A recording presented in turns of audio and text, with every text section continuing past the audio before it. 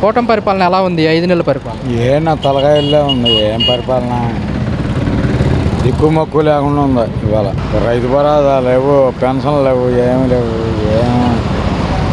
ఎట్లా ఉందంటే ఇంకా అది చెప్పుకోవడానికే ఇదిగా ఉంది. మంచి ప్రభుత్వం అని చెబుతున్నారు, ఏం చెప్పాలి. అంటే పథకాలు ఇస్తున్నాము కదా, గ్యాస్ బండ్లు ఇచ్చాము, అన్నా క్యాంటీన్లు పెట్టాము, పెన్షన్ అంటున్నారు. ఏదో ఇంత మటుకు రాదు. డబ్బులు తీసుకుంటారంటే బ్యాంక్కి వేస్తారంట. ఇంత మటుకు తీసుకోవాలి, మాకు రాలింకా. పెట్టారు, అప్లై చేశారు? చేసాం. ఇంకా ఈసారి తీసుకుంటా కానీ తెలియదు, వచ్చేది రాంది. పెట్టాము, అన్నీ పెట్టాము. ఇంకా ఎలా ఉండబోతుంది అంటారు? గత ప్రభుత్వం ఎలా ఉంది, ఇప్పుడు ప్రభుత్వం ఎలా ఉంది? అది నేను చెప్పాలి, జనాన్ని తెలవాలి. అది మనం ఏం చెబుతాం. ఎట్లా ఉందనేది ఇప్పుడు ఈ పిల్లల అమ్మఒడి పోయింది, అది ఎడుతున్నారు. రైతు భరోసా లేదు. మన లంకలు మూలిపోతే జగన్ ఉండగా ఎకరానికి ₹1,00,000 కాడికి వచ్చినాయి. 10,000 ఇచ్చాడు, వాళ్ళు మునిగారు. మాగాళ్ళు ఉన్నాయి, ఇవి కూడా పడిపోయినాయి. రేపు కోత 6,000 7,000 అంటున్నారు. ఏమిస్తారు ఇంకా? అవి మనం చెప్పేదామని జనాన్ని తెలియాలా. ఇప్పుడు మనం అన్నాం అనుకోండి, పలానా వాళ్ళు అన్నారు ఎట్లా అనుకుంటారు, అంతే. జనానికి తెలియాలి. అది పథకాలు ఇచ్చేవాళ్ళమే, అందరికీ న్యాయం చేస్తున్నారు. చెప్పిందే చేస్తామన్నారు, చెప్పిందే చేస్తున్నారు. వీళ్ళు ఇస్తామన్నారు. ఇప్పుడు పోయిన 15 సంవత్సరాలు చేశారండి, ఎక్కడ ఒక రోడ్డు వేయలే. వైఎస్ఆర్ వచ్చినాక రోడ్లు వేయలేదు అన్నారు. మరి ఆయన ఏమో పథకాలు ఇచ్చి రోడ్లు వేస్తామన్నాడు. మరి ఇప్పుడు కూటమి ప్రభుత్వం సూపర్ 6 అని పథకాలు పెట్టింది చంద్రబాబు నాయుడు. ఈ పథకాలు చూస్తుంటే భయం అవుతుంది, రాష్ట్ర ప్రజలు మొత్తం అర్థం చేసుకోవాలంటున్నారు కదా. ఏం అర్థం చేసుకుంటారండి? ఏమన్నా ఎత్తుంటాయి కదా అర్థం చేసుకోవడానికి. చెబుతున్నాడు, ఎత్తలేదు.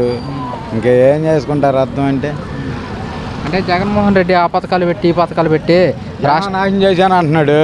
మరి ఈయన సూపర్ 6 పెట్టాడు. ఈయన ఏం చేస్తున్నాడు? ఈయన అంతకంటే అప్పులు ఎక్కువ తెస్తున్నాడుగా. ఇప్పుడు ఆయన 8,000 కోట్లు తెచ్చాడు, 10,000 కోట్లు తెచ్చాడు. ఈ అంతకంటే డబ్బులు తెచ్చి అప్పులే కదా. ఇది కూడా అయ్యి అప్పులు తెచ్చేస్తున్నాగా. అయ్యే ఇంకా ఇవ్వాల. ఆయన ఇచ్చానా చెప్పుకున్నాడు. ఈయన ఇవ్వకుండానే నేను తెచ్చానని చెబుతున్నాడు. సంపద సృష్టిస్తాను, పేదవాళ్ళని దానికి చుట్టిస్తాడు. ఏదో వాళ్ళని కొట్టేయాలని వీళ్ళని కొట్టేయాలని ఏదో చెబుతారు. అది అంతా జరిగి చచ్చేది కదండి. ఏదో జనంలో చెప్పటమే కానీ అది జరిగేది కాదు, చచ్చేది కాదు. అది ఇప్పుడు ఆ లెవెల్లో దేశం నాశనమే. ఇప్పుడు ఈయన వచ్చినాక ఏం చేశాడండి? ఒక పలానా రోడ్డు వేసాను, పలానా గుడి కట్టాను, పలానా బడి పెట్టాను. పాపం చదువుకునే పిల్లలకి ఎంతమంది లేని వాళ్ళు ఉన్నారు, 10 మంది. ఇప్పుడు ఆదాకా మా పిల్లలు ఉన్నాడు, 15,000 వస్తుంది, ఇంకో 5,000 వేసుకుని స్కూల్ ఫీజు కడుతుంది.